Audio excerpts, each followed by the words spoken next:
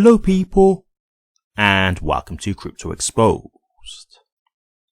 Expert highlights key misconceptions plaguing the XRP community. Okay guys, let's get into it. So the expert in question is cryptoholics, and look, I have to say this, right? When I decided to do this channel, I had a decision to make, right?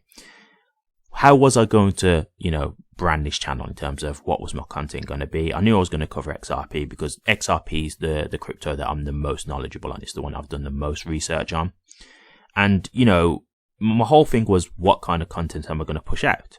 Now, for me, I just wanted to do the truth. That was my personal opinion. And I very much accepted from the very beginning that me covering the truth wasn't going to make my channel very successful. It wasn't, because when I see what a lot of influencers out there are pushing, it's completely misleading, it's misinformation, it's completely inaccurate, or it's just them blatantly trying to lie to you. And so I didn't want to do that. For me, that wasn't something that I could live with for the sake of having a big channel and making lots of money. That was my personal feelings on the matter. And so for me, I decided I'm just going to push the truth. I'm not gonna push narratives that I don't believe. I am gonna fight against the narratives that I don't believe. And the reason being is because when I was new into the space and I didn't know XRP, I didn't have my thorough research and people was telling me about it, I was given a lot of the information that a lot of people are still being, fed today. And for me, I know how I felt at that time when I started to do my own research and realize, wow, a lot of the stuff that I was being told about XRP is completely wrong. And so here I am today, still here, no matter how small my channel is, fighting back against the misinformation. And believe me, it's a very thankless task, because the amount of people that I have to deal with who try and fight back, and it's no issue with people having a conversation. I will say there is a small few who actually are adults and they can actually have just a nice conversation with you, and we can have a nice talk, and we can even agree to disagree, which is absolutely fine.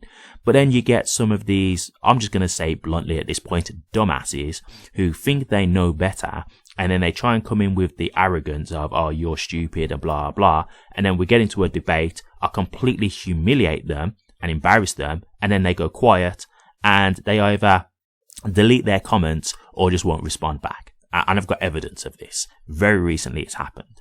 And so I'm here, even though that this is probably going to be another one of those things that I get, unnecessary backlash for. I'm just going to keep pushing the truth, because at the end of the day, no matter how small my channel is, there is a small few who appreciate the truth. And that's who I'm here for. At the end of the day, the people who want to believe, the huge things about XRP that's not really realistic, there's probably not going to be possible to change their minds. But there's people who are on the fence, or there's people who just want to know the truth. And I'm here for you guys, right? I'm here for the smaller few who actually just want to believe the truth, not the ones who just want to be pushed, the fairy tales and stuff like that, who want the truth. And so we're getting into this this post here, this article, and look, I really respect cryptoholics. She's one of the people who, again, she's not someone who pushes nonsense. She pushes absolute truth, and she debunks things about the XRP token, because some things are just completely inaccurate and wrong. And I'm the same. That's the kind of person I am as well. So the key thing that I want to get into here, because I did say I'll probably cover this in depth in a previous video. One of the main things they're talking about here is the ISO20022, because the reason why I want to cover this is it's coming up to March, and I believe it's March 10th when they say that, the deadline is for, all banks to be compliant with ISO20022.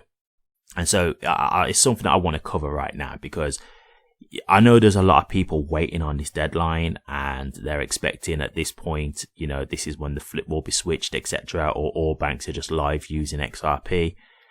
I'm here to just tell you now, it's not going to happen, guys. It's just not. And I'll go through it in depth as we go through this. So I'm just going to cover some of the other things that have been discussed here, just so we can, cover off all of it. But the main thing I want to discuss is the ISO thing. So just some misconceptions that people have. XRP being the only native asset on the XRP ledger. Yeah, that's absolutely true. Now what you've got to understand is, when we say native asset, there's a difference between having other assets and a native asset, right? The native asset is like the asset that's keyed to that ledger, to that blockchain. You can have other assets. So for example, you can create meme coins and things like that. So you can have other tokens on the XRP ledger, but XRP is the only native asset. Now, I'll be honest with you, I'd be quite surprised if people didn't know that. I think to me, that's like, that should be common sense and common knowledge, to be honest with you. So I'm really only going to touch on that very briefly. Just want to get to the other thing. RippleNet is not the XRP ledger. Yeah, this is why a lot of people think when people are talking about RippleNet, they think it's referring to the XRP ledger. It's not. RippleNet is just the software. Okay, so RippleNet is the software that banks can use, but if they are using RippleNet, it doesn't mean that they're using the XRP ledger. And this is something that people have got to understand. And this is why when people talk about all banks using like RippleNet, it doesn't mean that all banks are using XRP, right? Because RippleNet is just kind of like Swift, right? Like RippleNet is like their version of Swift. So it's just the messaging side of things, right? So if they wanted to do a transfer via RippleNet, they could still do it using like USD. They could still use it with, a different crypto like Tether, Bitcoin, Ethereum, whatever, right? It's just the messaging software to make the payment. It's got nothing to do with actually using XRP or the XRP ledger. And so this is a thing that a lot of people get confused, because when they hear RippleNet, they think it automatically means XRP. It doesn't. People can use RippleNet without using XRP and the XRP ledger. And this is why, again, when I talk about people saying that banks are going to need to use XRP, that's not necessarily true. People can use RippleNet, but use other crypto tokens. So this is where I say not all banks necessarily have to use XRP. Okay, so let's get into the ISO thing here, because this is something that's obviously coming up, and it's always been a hot thing. And I'll be honest with you, I've covered this this is probably my third time now that I've covered this. So I want to say this, right? If you see this video and you're someone who believes in the whole ISO20022 standard, I'm going to ask you over one favor. Now, whether you'll stick to this, I don't know, right? But I want to ask one favor. If nothing happens after the live date and XRP doesn't go up substantially in value, right? And it doesn't just shoot up to like thousands of dollars in price, subscribe to me. That's all I ask, because you can now see that I'm showing you the truth. You can now see that what I'm saying is credible, and you can see that you're going to get accurate information from me. So that's all I ask, right? That's it. If you come to this date and you've seen this video and you say, hey, nothing actually happened, he's right, just come and subscribe to me, because this is what you're going to get here. You're going to get the truth. Nothing more, nothing less. So, no direct connection between XRP and ISO20022. So, before we even go any further, you've got a post here by David Schwartz himself. Like, you've actually got the post here he did on X. So, here is what he said himself. Quote, XRP has nothing to do with ISO20022, unquote. ISO20022 is a messaging standard for payments. XRP is a cryptocurrency. While there could certainly be projects using both of these things, there is no real inherent overlap between them. So what he's basically telling you there is they've got nothing to do with each other. They're two completely different things. I said this in my previous video. It's not XRP that is ISO compliant. It's RippleNet. It's RippleNet that's ISO compliant. Now, because obviously XRP is Ripple's, main token, yeah, is it possible that they'll want to have banks potentially using RippleNet and XRP, and therefore it's being used within the ISO standards because of that? Yes, that is possible, but it doesn't necessarily mean that because of that XRP is ISO compliant. There is no cryptocurrency that is actually ISO compliant. It's not. It's going to be whatever the software is that's using to make the payments. And this is where, again, people get the whole confusion with RippleNet meaning the XRP ledger and thinking that whenever you talk about Ripple, it automatically means XRP. No. Like, even now how they've created the stablecoin, right? They've got this stablecoin now. So, you got to think it's not always going to be just XRP that they could be utilizing. It could be RLUSD as well. And so, ISO20022, as I said earlier, it's literally a messaging standard. This is just something like a language, a communication language that banks will use between each other to all be in compliance, basically. It's something that all banks can utilize so they're all on the same page, right? So if one bank was using one language and another bank was using another language, it just causes friction, right? Because obviously they're having to decipher each different bank's language, which just makes things complicated. But if you're all on the ISO 222 messaging standard, everybody's using the same thing, it's a lot easier across the board. That's all this is. It's got nothing to do with XRP being utilized by banks or anything like that. It's got literally nothing to do with that whatsoever. And so, another thing I will just say, I'm not going to get the screenshot up because I did this in my previous video when I spoke about ISO, but like, there's already banks that have migrated over to ISO. So it's not like every bank is meant to just get there by March. I think it's March 10th they were saying. It's not like every bank has to go over to ISO 222 by March 10th, and that will be every single bank. No, there's already like, I can't remember how many countries they said, but there's like a good amount of countries that are already using ISO 222. So if that was the case, we would have been seeing price action from XRP already, like significant price action, right? I'm not talking about like a few dollars. I'm talking about like hundreds to thousands of dollars. So this literally is not going to change anything, guys. Like there's literally actually like no such thing as an ISO token. And you know, cryptoholics broke it down a bit more here, and I'll read what she said here, and I completely agree with her. She said, there is no such thing as ISO coins. This is where you've been misled. Bitcoin, USDT, Doge, Dog with Hat, Fartcoin, Pepe can all be sent in a transfer by a company that adheres to the ISO messaging standards. Yeah, absolutely. And this is why I said it's not XRP that's ISO compliant. It's RippleNet, right? It's RippleNet that's ISO compliant. So if someone, let's just say, for example, if someone was using RippleNet to make a payment, so let's say a bank wanted to use RippleNet to make a payment using Bitcoin, the Bitcoin is now being utilized by an ISO 222 compliant standard. So now you could turn around and say Bitcoin is an ISO coin then if you wanted to say that. Do you see what I'm saying? It makes no difference whatsoever. Now, could it be a thing where XRP has a slight advantage because Ripple uses XRP and they would want banks to ultimately use XRP, and obviously they're using the ISO 222 standard? Yeah, that's possible, but a lot of people think that this means it guarantees XRP is now going to be being utilized by all the banks, and that's just simply not accurate. It's just not.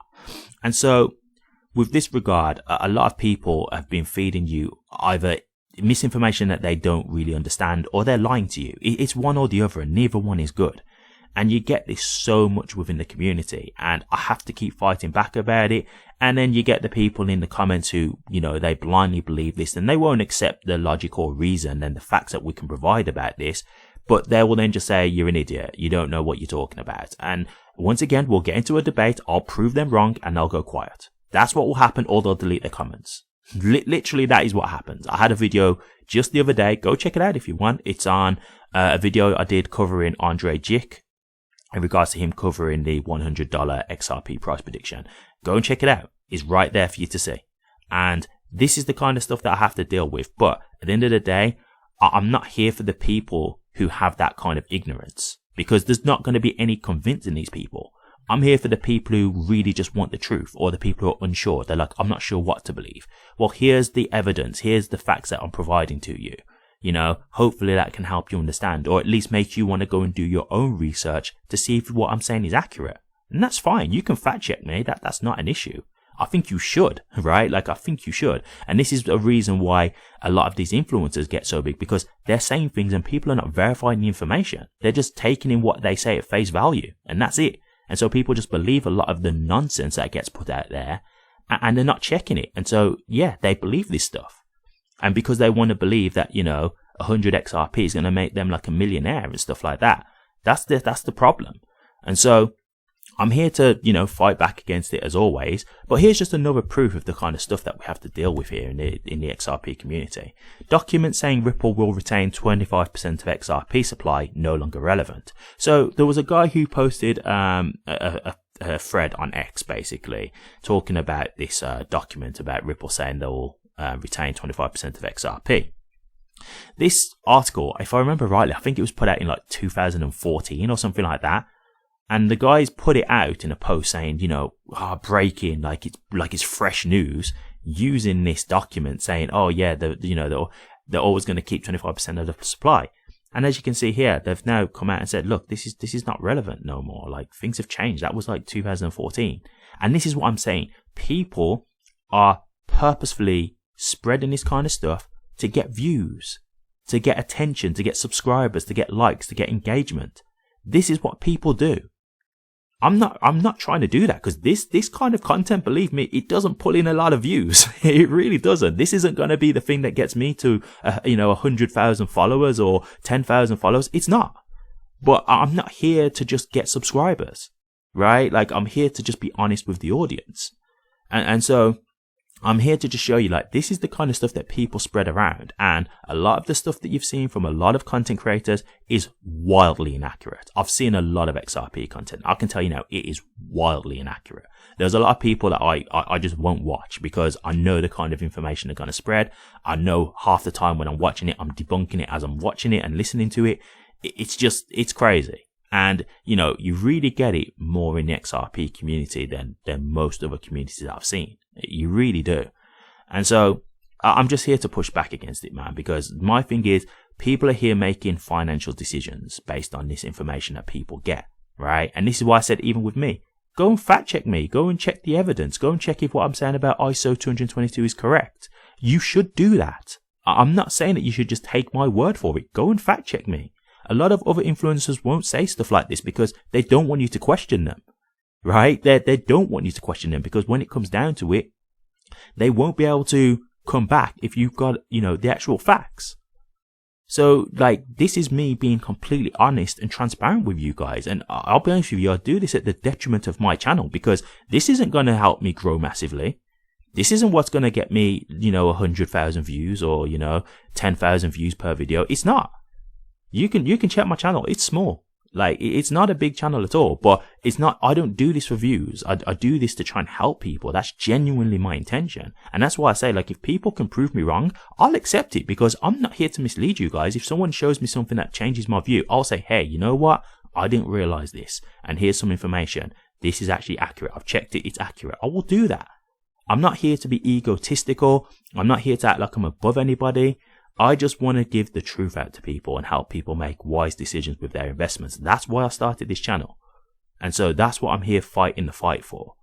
So look, take it however you want to take it. But as I say, this ISO20022 stuff, it's absolute nonsense. And you have really got to be careful who you do take information in from, because a lot of people, they are just saying this stuff to get views. They really are, because they get paid off of this stuff.